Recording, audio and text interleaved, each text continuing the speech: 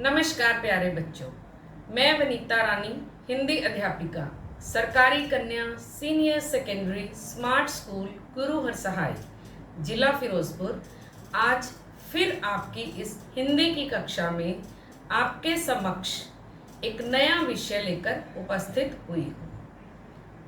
आज की हिंदी की कक्षा में हम करमवीर कविता, जो कि श्री अयोध्या सिंह उपाध्याय जी द्वारा रचित है, को सबसे पहले उच्चारित करेंगे, पढ़ेंगे, समझेंगे, इसका अभ्यास कार्य व्याख्या सहित करेंगे। तो आशा करती हूँ कि आप कविता को मेरे साथ साथ उच्चारित करोगे और फिर इसकी व्याख्या को भी अच्छे से समझोगे। तो आज का कार्य कविता करमवीर। आइए हम मिलकर कविता के प्रथम पद्यांश का उच्चारण करें। देख कर बाधा विविध बहुविघ्न घबराते नहीं, देख कर बाधा विविध बहुविघ्न घबराते नहीं, रहे भरोसे भाग के दुख भोग पछताते नहीं, देख कर बाधा विविध बहुविघ्न घबराते नहीं। काम कितना भी कठिन हो किंतु उकताते नहीं, भीड़ में चंचल बने जो वीर दिखलाते नहीं, देख कर बाधा बहुत बहुविघ्न घबराते नहीं। तो ये था कविता का प्रथम पद्यांश, जिसको हमने गीत के रूप में गुनगुनाया है। आप पूरी कविता को कंठस्थ करके इसी तरह से गुनगुनाओगे और करमवीर बनोगे। अब हम इसी कविता का प्रसंग, कठिन शब्दों के अर्थ और व्याख्या को समझेंगे। उससे पहले साथ ही इसका शाब्दिक अर्थ जानेंगे कि करमवीर कौन होता है और उसके लिए किन किन अन्य शब्दों का प्रयोग किया जाता है।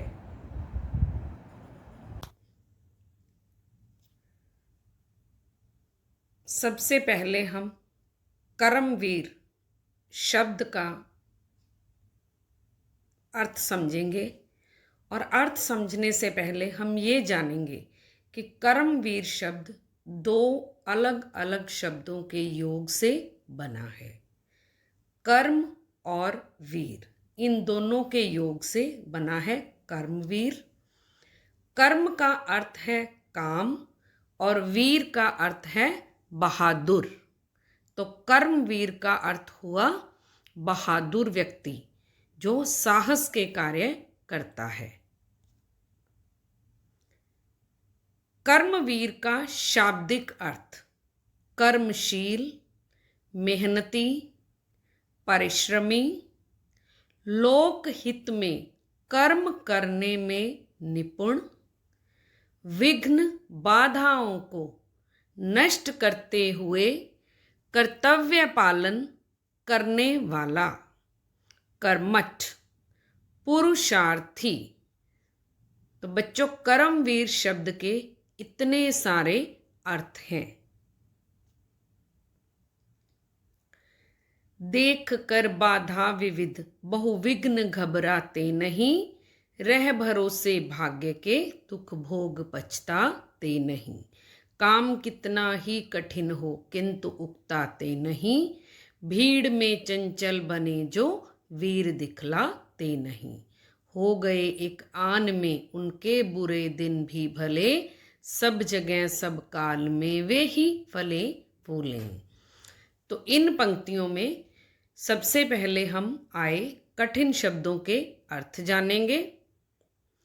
बाधा, रुकावट, विविध, अनेक प्रकार के, उकताते, तंग आते, उबते, इक आन में, शीघ्र ही, फूले फले, संपन्न, खुशहाल।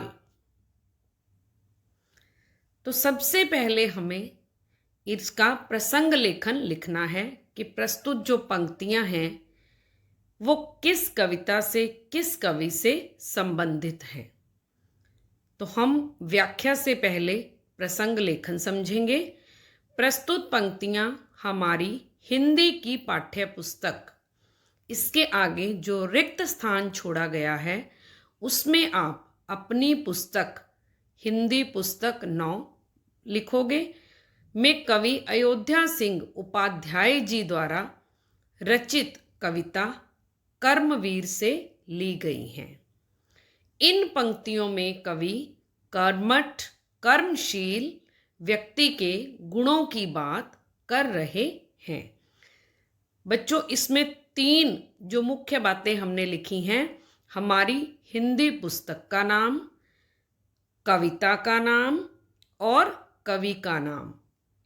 इन तीनों को आप रेखांकित भी कर सकते हो और अलग अलग रंगों से भी लिख सकते हो। इन पंक्तियों में कवि कह रहे हैं कि जो कर्मठ लोग होते हैं वे किसी भी बाधा से घबराते नहीं हैं।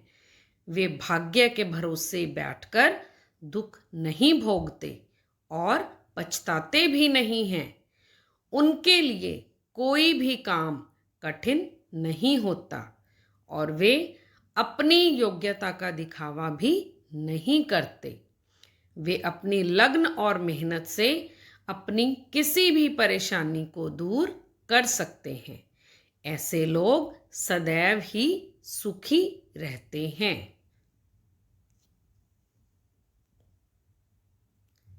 दूसरा पद्यांश, आज करना है जिसे करते उसे हैं आज ही, सोचते कहते हैं जो कुछ कर दिखाते हैं वही, मानते जी की हैं सुनते हैं सदा सबकी कही, जो मदद करते हैं अपनी इस जगत में आप ही, भूल कर वे दूसरों का मुंह कभी तकते नहीं, कौन ऐसा काम है वे कर जिसे सकते नहीं। तो ऐसे व्यक्ति कौन होते हैं? बिल्कुल सही, कर्मवीर व्यक्ति। तो इस पद्यांश में कवि कह रहे हैं कि ऐसे लोग अर्थात कर्मवीर किसी भी काम को कल के लिए नहीं छोड़ते और जो एक बार सोच लेते हैं उसे करके ही दम लेते हैं। जो सोच लेते हैं वही कर दिखाते हैं, मानते जी की हैं। उनको जो भी व्यक्ति कोई सलाह देता है वह सदा सबकी कही सुनते हैं, लेकिन मानते किसकी हैं? अपने मन की। मदद करते हैं इस जहान में, दुनिया में, अपनी भी और दूसरों की भी, लेकिन दूसरों का मुंह कभी नहीं तकते कि वो मुझे आकर मदद देगा तो मुझे काम करना है, अन्यथा नहीं कर पाऊंगा। तीसरा पद्यांश, जो कभी अपने समय को यूं बिताते हैं नहीं, काम करने की जगह बातें बनाते हैं नहीं, आजकल करते हुए जो दिन गंवाते हैं नहीं, यत्न करने से कभी जो जी चुराते हैं नहीं, बात है वह कौन जो होती नहीं उनके लिए, वे नमूना आप बन जाते हैं औरों के लिए। तो सबसे पहले हमने इसमें क्या पढ़ा है कि वो व्यर्थ की बातों में अपना समय नहीं बिताते। पहली पंक्ति में आया ना, यूं बिताते हैं नहीं, बिताते मतलब व्यतीत करते। यत्न, यत्न का अर्थ है कोशिश, और नमूना उदाहरण बनना औरों दूसरों के लिए। तो जो ऐसे व्यक्ति होते हैं वे अपना समय व्यर्थ बातों में बर्बाद नहीं करते और किसी काम को कल पर नहीं छोड़ते, तथा परिश्रम करने से, मेहनत करने से कभी भी जी नहीं चुराते। उनके लिए कोई भी काम कठिन नहीं होता। वे तो अपनी कार्य कुशलता के दम पर, बात वह कौन है, ऐसा कौन सी बात है, कौन सा काम है जो उनके बस में नहीं रहता, वे नमूना, वे दूसरों के लिए एक आदर्श नमूना उदाहरण बन ही जाते हैं।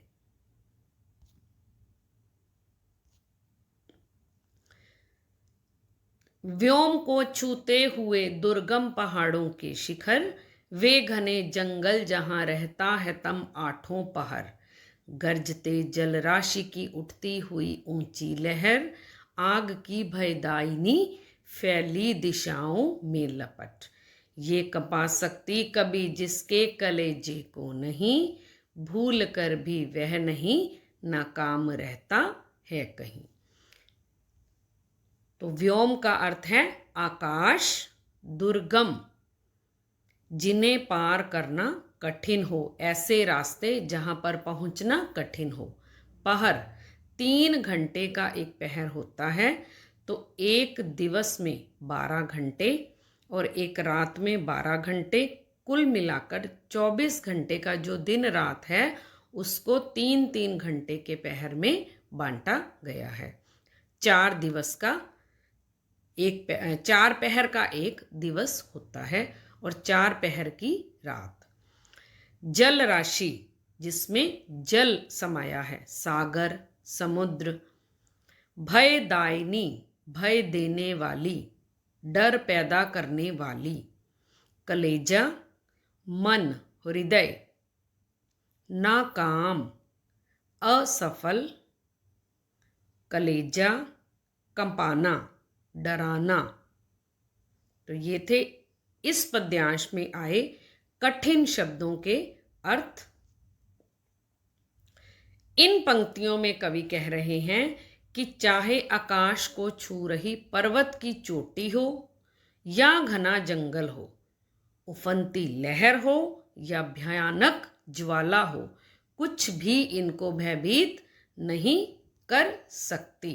व्योम को छूते हुए दुर्गम पहाड़ों के शिखर, जो आकाश को छू रही पर्वतों की चोटियां होती हैं, जिनके पर पहुंचने के लिए बहुत मुश्किल रास्तों से चलना पड़ता है, या फिर घने जंगल हो जहां तम आठों पहर दिन रात अंधेरा ही रहता हो, या फिर जल राशि की भरी हुई जो समुद्र में लहरें उठती हैं ऊंची ऊंची, अथवा बादल की गर्जना हो, या फिर आग की लपटें चारों दिशाओं में जब जंगल में फैली होती हैं। इन सब में से कोई भी कार्य चीज़ उन्हें डरा नहीं सकती, उनके कलेजे को कंपा नहीं सकती, और वे इनमें से किसी काम में भी नाकाम नहीं रहते। वो अपना कार्य करते हैं, मंजिल पर पहुंचकर ही दम लेते हैं। अब हम इसी कविता से संबंधित प्रश्न उत्तर करेंगे, जिसमें हमने प्रश्नों के उत्तर केवल 1-2 पंक्तियों में ही देने हैं। तो आइए शुरू करें प्रश्नों के उत्तर। पहला प्रश्न, जीवन में बाधाओं को देखकर वीर पुरुष क्या करते हैं? बच्चों, हमने अभी कविता में पढ़ा है कि देखकर बहुविघ्न बाधाएं वो घबराते नहीं। तो जीवन में बाधाओं को देखकर वीर पुरुष न तो घबराते हैं, न ही पीछे हटते हैं, अपितु बाधाओं की परवाह न करके अपने मार्ग पर अग्रसर रहते हैं, अर्थात अपने मार्ग पर आगे बढ़ते ही रहते हैं, ताकि वे अपनी मंजिल प्राप्त कर सकें। दूसरा प्रश्न, कठिन से कठिन काम के प्रति कर्मवीर का दृष्टिकोण कैसा होता है? बच्चों, इस प्रश्न में एक नया शब्द आया है, दृष्टिकोण। दृष्टिकोण का अर्थ है नजरिया, हमारी सोच। तो जब कर्मवीर व्यक्ति को कोई कठिन काम मिल जाता है, तो उसका नजरिया, उसका दृष्टिकोण उस कार्य के प्रति कैसा होता है? कठिन से कठिन काम के प्रति कर्मवीर का दृष्टिकोण आशावादी होता है। वह कठिन समय में विचलित न होकर आत्मविश्वास से कठिन कार्य को पूर्ण करता है। वह घबराता नहीं है, आशावादी रहता है कि मैं यह कर सकता हूं। सच्चे कर्मवीर व्यक्ति समय का सदुपयोग कैसे करते हैं? इसमें भी एक नया शब्द है, सदुपयोग, जिसका अर्थ है अच्छा उपयोग करना। तो सच्चे कर्मवीर व्यक्ति होते हैं, उनको जो समय मिलता है वह उसका सही उपयोग, उचित उपयोग किस तरह करते हैं? सच्चे कर्मवीर व्यक्ति बातों में व्यर्थ समय बर्बाद न करके समय पर अपना कार्य पूर्ण कर समय का सदुपयोग करते हैं। वो बातें बनाने में व्यर्थ समय नहीं गंवाते कि काल करे सो आज कर, आज करे सो अब, पल में परले होएगी बहुर करेगा कब। वो केवल इसी बात पर ही अपना ध्यान केंद्रित करके मिले समय में ही अपना कार्य पूर्ण करते हैं।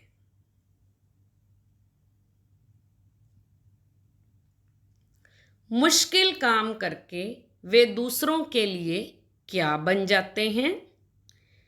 ऐसा करके, कैसा करके? मुश्किल कार्य, कठिन कार्य करके वे दूसरों के लिए आदर्श, उदाहरण, एक और शब्द आया था कविता में, नमूना बन जाते हैं। आप इन सभी प्रश्नों के उत्तर सुन समझकर अपनी पुस्तिका पर लिखोगे, सुंदर सुंदर लिखाई में। कर्मवीर व्यक्ति के अंदर कौन कौन से गुण होते हैं? आपने अपने जीवन में बहुत से कर्मवीर व्यक्तियों को देखा होगा, तो उनमें कई गुण आपको भी अच्छे लगे होंगे, देखे होंगे। मैंने कुछ गुण यहाँ लिखे हैं, आप और भी लिख सकते हो। बाधाओं से ना घबराना, परिश्रम करना, निडर रहना, निडरता का गुण, समय पर कार्य करना, सबकी मदद करना, आदर्श बनना, दूसरों के लिए नमूना बनना।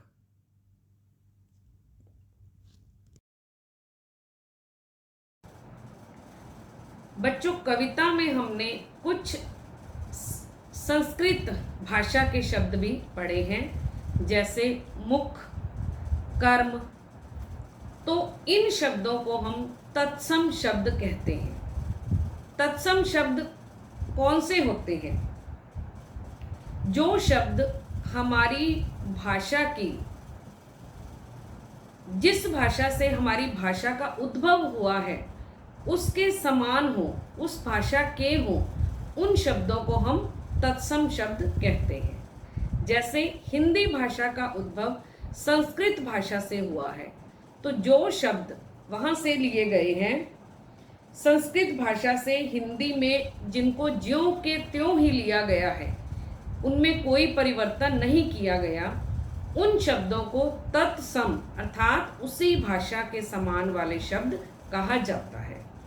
और दूसरे शब्द हैं तद्भव शब्द, अर्थात जिनका उस भाषा से रूप परिवर्तित किया गया है और नए रूप में अर्थात नई भाषा में स्वीकार किया गया है। जैसे संस्कृत के शब्द मुख को मुँह हिंदी में पढ़ा जाता है, कर्म को काम पढ़ा जाता है। तो वे संस्कृत के शब्द जो हिंदी में कुछ परिवर्तित होकर आए हैं, किससे परिवर्तित होकर? संस्कृत भाषा से, उनको तद्भव शब्द कहते हैं। अब हम ऐसे ही कुछ और शब्द जो कविता में प्रयोग किए हैं, तत्सम और तद्भव, उनको पढ़ेंगे। हमारे पास एक भाग में कुछ तद्भव शब्द दिए हैं जिनको हमें तत्सम रूप में लिखना है। ये शब्द हैं भाग, आठ, पहर, आग। तो इनका तत्सम रूप है भाग से भाग्य, आठ से अष्ट, पहर, प्रहर, आग, अग्नि।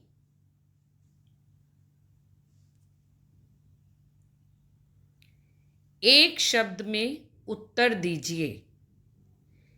क्या हमें केवल भाग्य के भरोसे रहना चाहिए? हाँ या नहीं? हमें केवल भाग्य के भरोसे नहीं रहना चाहिए, कर्म करना चाहिए। हमें कर्मवीर बनना चाहिए या आलसी? बच्चों, हमें कर्मवीर बनना चाहिए क्योंकि भाग्य भी कर्म करने वालों के साथ रहता है। आलसी नहीं बनना चाहिए। क्या कर्मवीर कभी नाकाम होते हैं? बिल्कुल भी नहीं। कर्मवीर कभी भी नाकाम नहीं होते। क्या कर्मवीर काम को आरंभ करके बीच में छोड़ देते हैं? नहीं। कर्मवीर एक बार जिस काम को हाथ में लेते हैं उसे पूरा करके ही दम लेते हैं, वो बीच में नहीं छोड़ते।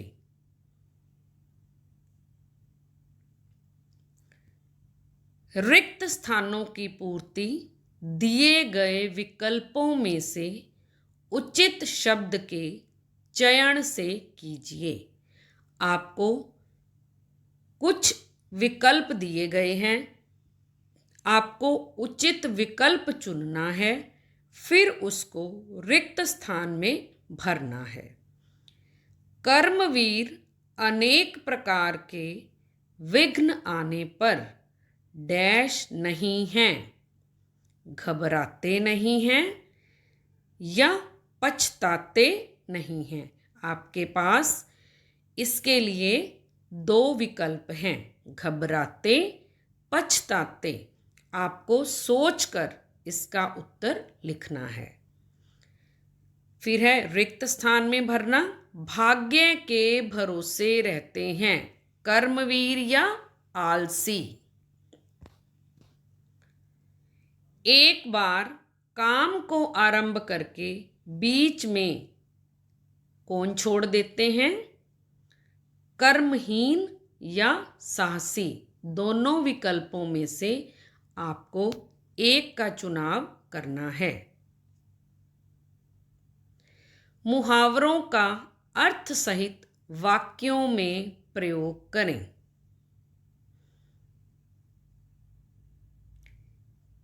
एक ही आन में, इस मुहावरे का अर्थ है शीघ्र, जल्दी। हमें प्रत्येक कार्य एक ही आन में करना चाहिए। फूलना फलना, संपन्न होना।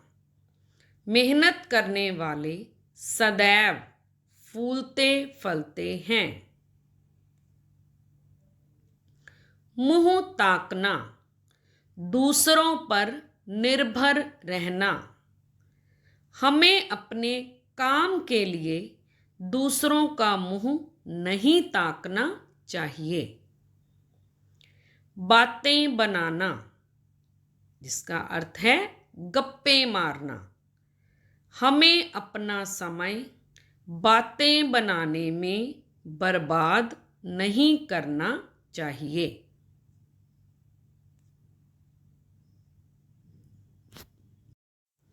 आपको कुछ मुहावरे दिए हैं, आपने इनका अर्थ लिखकर वाक्य प्रयोग करना है अपनी उत्तर पुस्तिका पर। जी चुराना, आज कल करना, कलेजा कांपना,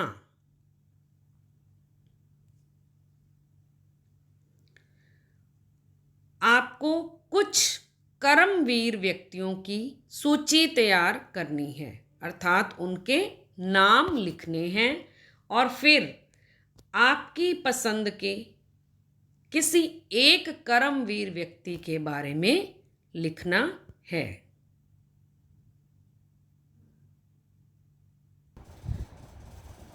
हमने कविता की व्याख्या भी कर ली, प्रश्न उत्तर भी कर लिए, उसका अभ्यास कार्य भी कर लिया,